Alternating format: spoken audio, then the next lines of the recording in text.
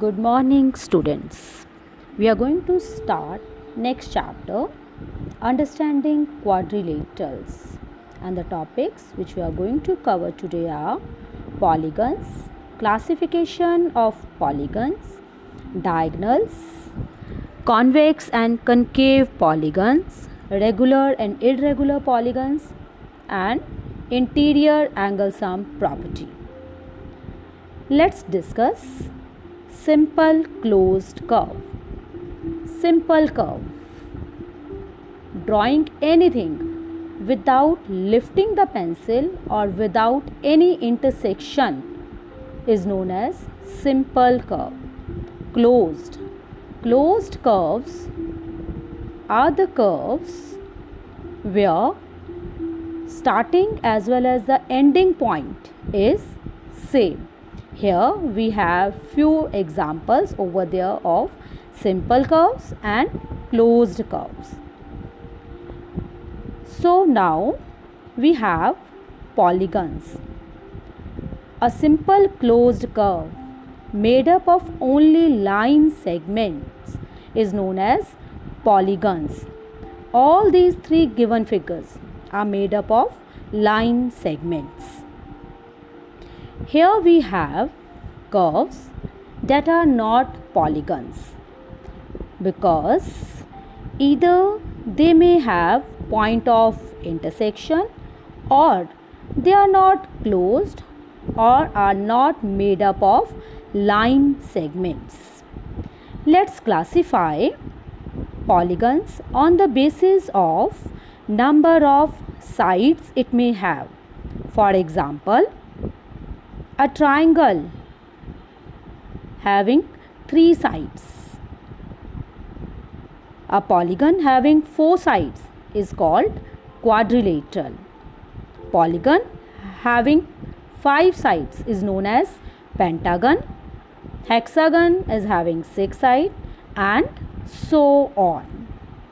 Moving to the next topic, diagonals of a polygon.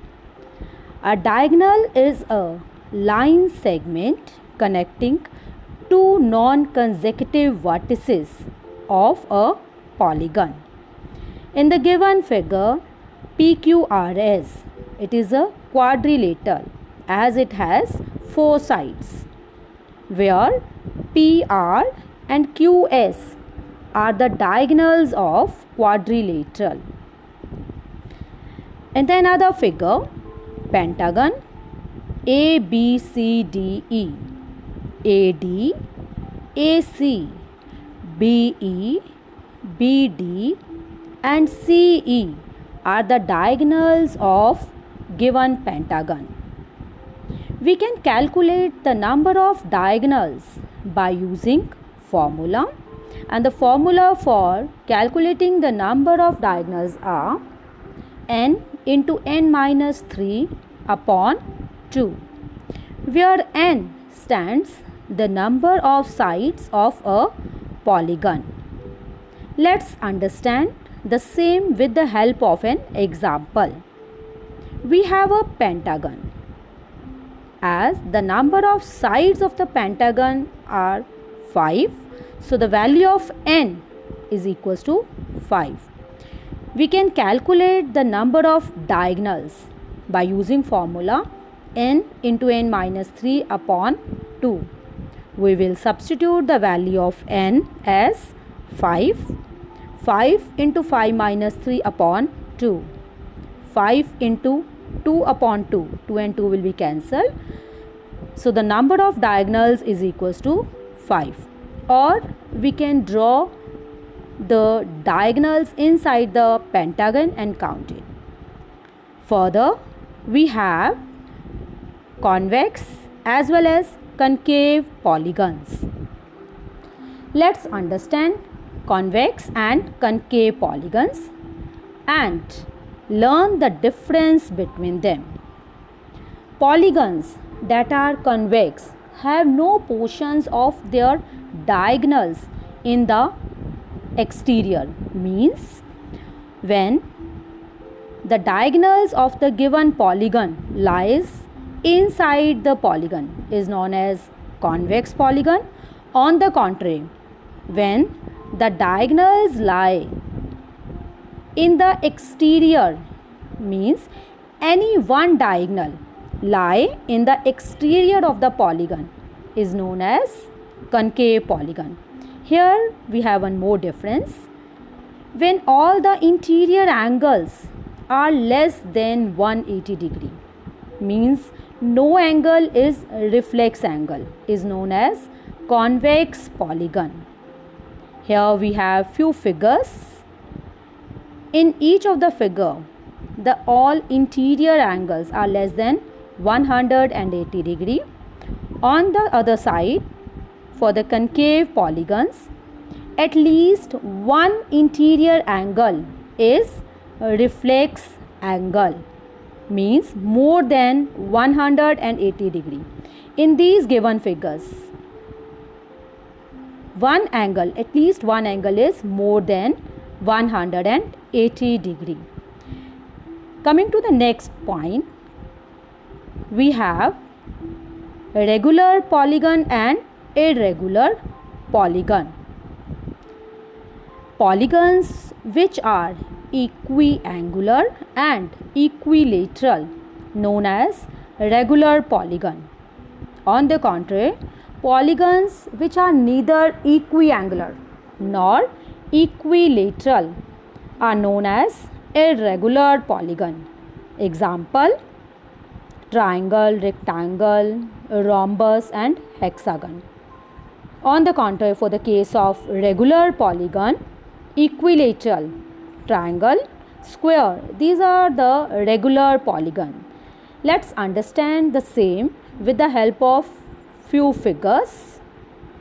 Here we have square, regular pentagon, regular hexagon, because its all sides as well as angles are equal. On the another side, irregular polygon, angles are equal but the sides are not equal. Is the case of rectangle. Here sides are equal but the angles are not equal. Again, it's a irregular polygon. Neither sides nor angles are equal. In the previous class, you have learnt about linear pair angles and angle sum property of a triangle. Let's recall it. Linear pairs are two adjacent angles that create a line, or the two angles are always supplementary, means when we add them we get the answer as 180 degree. Here we have two different figures. In first, we have two angles, 119 degree and 61 degree. They both are adjacent angles and lie on a line. When we add them, we get 180 degree. Let's quickly recall angle sum property of a triangle.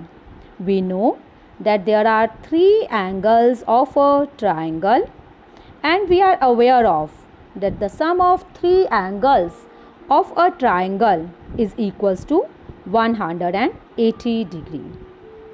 Now we will find the angle sum of a quadrilateral. We are aware that in a quadrilateral there are four sides. The sum of all four angles of a quadrilateral is equals to 360 degree. Let's derive the same. We have a quadrilateral ABCD. We divide the quadrilateral into two triangles, triangle ABC and triangle ADC. We will give the naming to the given angles: angle 1, angle 2, angle 3 and angle 4.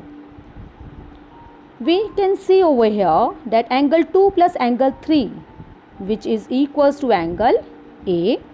Similarly, angle 1 plus angle 4 is equals to angle C. As we have two triangles and we are aware of that the sum of three angles of a triangle is equals to 180 degree. Therefore, from triangle ABC, we have angle 3 plus angle 4 plus angle B is equals to 180 degree. From triangle ADC, we have angle 1 plus angle 2 plus angle D is equals to 180 degrees. Now, by adding the angles on either sides, we get angle 3 plus angle 4 plus angle B. Next triangle, angle 1 plus angle 2 plus angle D, which is equals to 180 plus 180 is equals to 360 degree. As I have explained you just now that angle 2 plus angle 3 become angle A, angle B remain as it is, angle 1 plus angle 4 will become angle C, angle D as it is equals to 360 degree. Therefore, sum of all four angles of a quadrilateral is equals to 360 degree. By using the same property, we can find out any unknown angle of a quadrilateral. Let's understand the same by using this example. Find the angle measure x in the following figure. In the given figure, we have three angles of a quadrilateral and we have to find out the fourth angle. As we are aware of that the sum of the measure of all interior angles of a quadrilateral is 360 degree. We'll add them. 50 degree plus 130 plus 120 plus x is equals to 360 degree. We add them and transpose. We'll get the value of x is equals to 360 degree minus 300 degree is equals to 60 degrees. Thank you, students.